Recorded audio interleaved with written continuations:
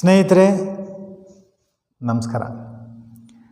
ಕರ್ಮಣ್ಯವಾಧಿಕಾರಸ್ಥೆ ಮಾ ಫಲೇಶು ಕದಾಚನ ಮಾ ಕರ್ಮಫಲ ಹೇತುರ್ಭೂ ಮಾತೇ ಸಂಗೋತ್ಸು ಕರ್ಮಣಿ.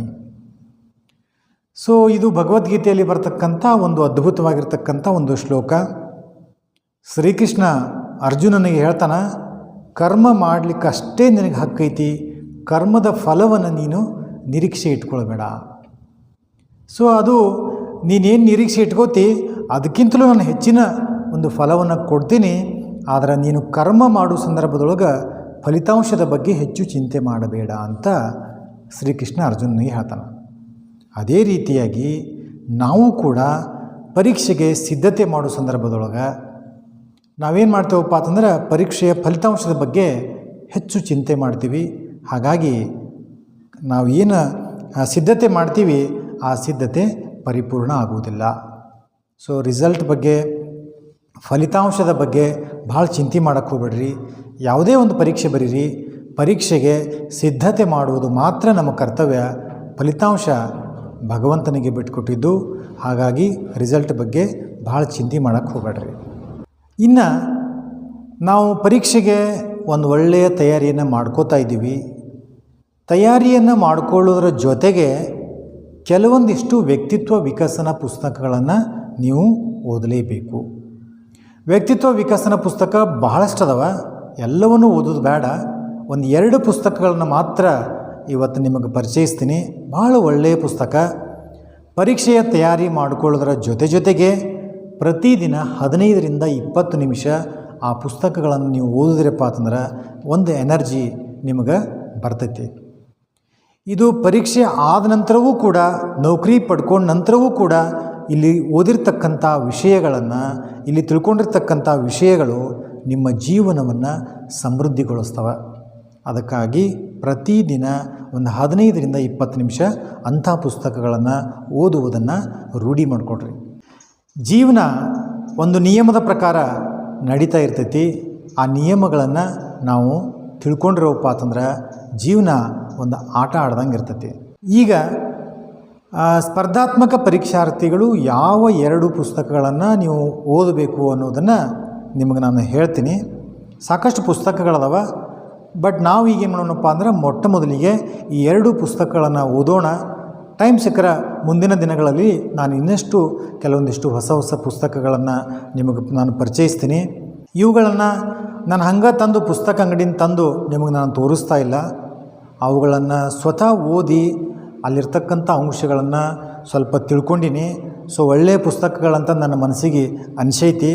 ಹಾಗಾಗಿ ತಾವು ಕೂಡ ಓದಬೇಕು ಅಂತ ನಾನು ನಿಮಗೆ ಸಲಹೆಯನ್ನು ಕೊಡ್ತೀನಿ. ಮೊಟ್ಟ ಮೊದಲಿಗೆ ಇಲ್ಲಿ ಒಂದು ಒಳ್ಳೆಯ ಪುಸ್ತಕವನ್ನು ನಾನು ನಿಮಗೆ ಹೇಳ್ತೀನಿ. ನಿಮ್ಮ ಸುಪ್ತ ಪ್ರಜ್ಞಾ ಮನಸ್ಸಿನ ಶಕ್ತಿ, ಡಾಕ್ಟರ್ ಜೋಸೆಫ್ ಮರ್ಫಿ ಅನ್ನೋರು ಬರೆದಿರ್ತಕ್ಕಂಥ ಒಂದು ಪುಸ್ತಕ. ಇದು ಹಳೆ ಎಡಿಷನ್ ಪುಸ್ತಕ ಐತಿ. ಸ್ವಲ್ಪ ಮ್ಯಾಗಿನ ಕವರ್ ಪೇಜ್ ಸ್ವಲ್ಪ ಚೇಂಜ್ ಆಗೈತಿ. ಇದನ್ನು ನೀವು ಕಡ್ಡಾಯವಾಗಿ ಓದಲೇಬೇಕು. ನಮ್ಮ ಸುಪ್ತ ಪ್ರಜ್ಞಾ ಮನಸ್ಸಿನಲ್ಲಿ ಅನಂತವಾಗಿರ್ತಕ್ಕಂಥ ಶಕ್ತಿ ಇದೆ. ಆ ಶಕ್ತಿ ಈ ಜಗತ್ತಿಗೆ ಪ್ರಕಟ ಆಗಬೇಕಾಗಿತ್ತು ಅಂತಂದ್ರೆ ಇಂಥ ಪುಸ್ತಕಗಳನ್ನು ನಾವು ಓದಬೇಕು. ಭಾಳ ಒಳ್ಳೆಯ ಪುಸ್ತಕ.